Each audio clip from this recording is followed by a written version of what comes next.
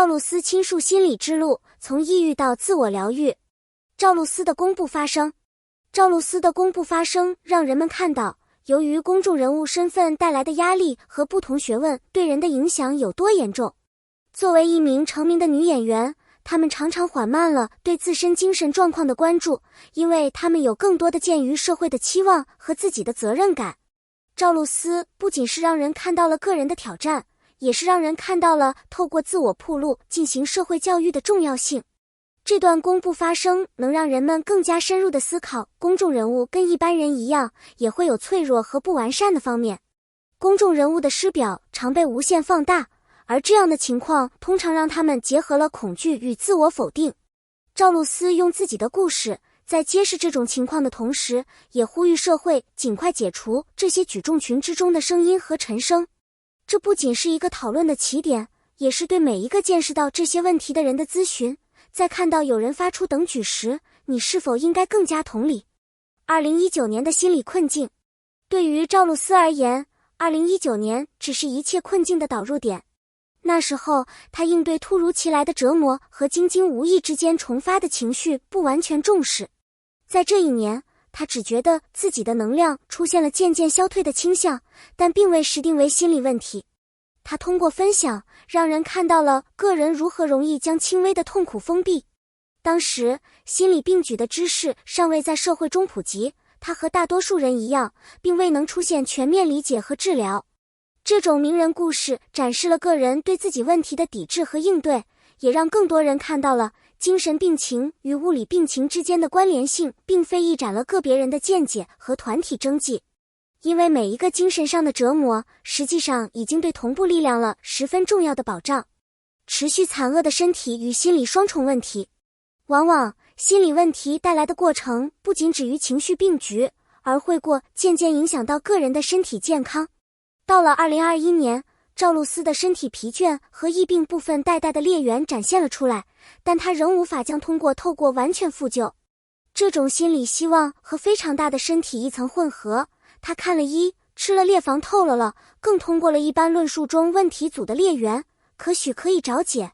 显而易见的重因，通过头科学还有必须责任是重要的。童年的创伤，隐藏的伤口。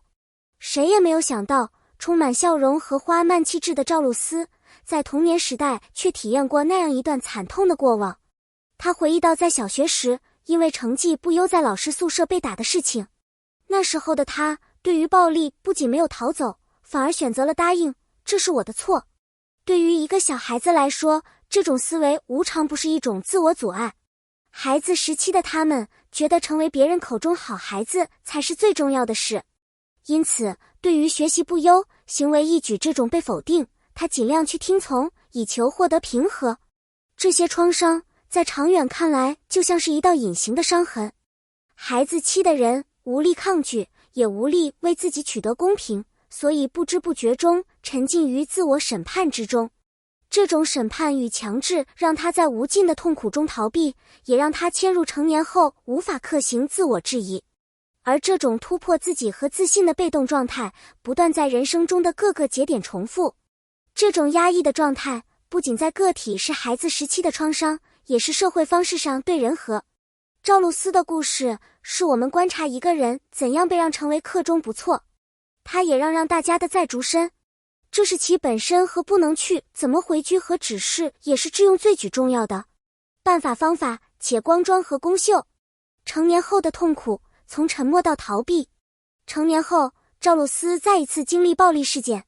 因为未能考上理想的学校，他将失败归咎于自己，并选择逃避现实。这些经历让他习惯了独自承受所有痛苦，而不敢向外界寻求帮助。转折点，接受心理治疗的勇气。到了2024年，赵露思的身体和心理问题达到了不可忽视的程度。频繁的呕吐、关节疼痛、颈椎不适，甚至过敏症状加重，让他终于认识到心理问题已经严重影响了生活质量。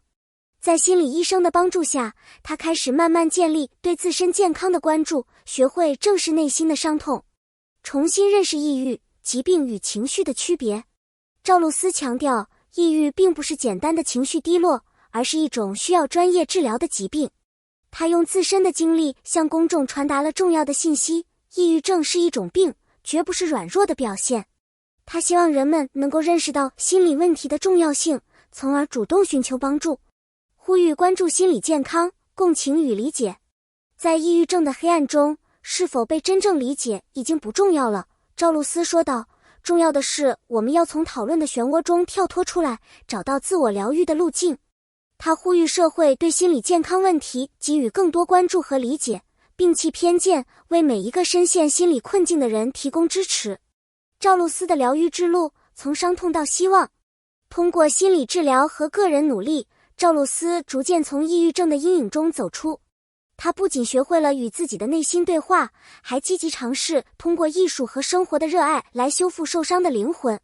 如今的他比以往更加坚强，也更加珍惜生命中的美好时光。拥抱希望，传递力量。